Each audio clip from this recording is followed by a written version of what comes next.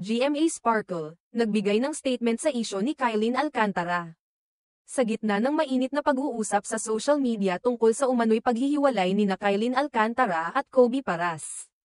Sa wakas ay nagsalita na ang Sparkle GMA Artist Center upang magbigay linaw at opisyal na pahayag kaugnay sa kanilang alagang aktres.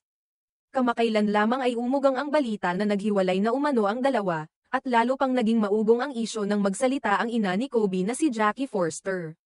Sa kanyang pahayag, nagbitaw si Jackie ng mga maanghang na salita at revelasyon tungkol sa naging relasyon ng kanyang anak kay Kylene, na agad namang pinagpiestahan ng mga netizens sa iba't ibang online platforms.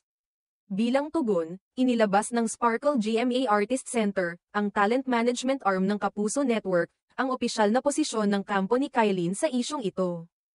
Ipinahayag nila na nais na ni Kylene na tuldukan ang kontrobersyang ito at piliin ang katahimikan. Ayon sa kanilang inilabas na pahayag sa social media, Kylene would like to move on with this issue. Idinagdag pa ng Sparkle, she has chosen to keep her peace and maintain the respect for the people who have been part of her life. Sa kabila ng mainit na palitan ng opinyon online at mga matitinding akusasyon mula sa panig ni Jackie Forster, nananatiling tikom ang bibig ni Kylene. Ayon sa kanyang management, mas pinili raw ng aktres ang hindi na makisawsaw sa gulo upang mapanatili ang respeto, hindi lamang sa kanyang sarili, kundi pati na rin sa mga taong nasangkot sa kanyang personal na buhay. Dagdag pa nila, she hopes we can all move on and put this issue to rest. Marami sa mga taga-suporta ni Kylene ang nagpahayag ng kanilang suporta sa aktres, at hinangaan ang kanyang paninindigan na huwag nang patulan ang issue.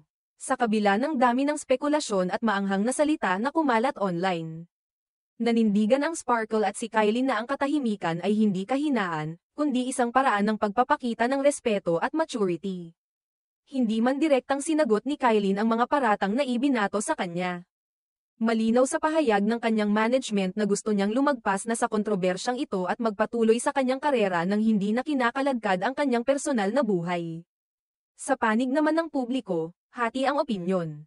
May mga sumusuporta sa desisyon ni Kylene na manahimik at umiwas sa gulo, habang may ilan din naman na humihiling ng diretsahang sagot o paglilinaw mula sa kanya. Gayunpaman, tila naninindigan ang kampo ng aktres na ang kanilang desisyon ay pinal at para na rin sa kapakanan ng lahat. Samantala, wala pang bagong pahayag si Jackie Forster matapos ang kontrobersyal niyang video at mga naunang pahayag. Si Kobe Paras, sa kabilang banda, ay nananatili ring tahimik sa isyu at wala pang inilalabas na sariling bersyon ng kanyang panig.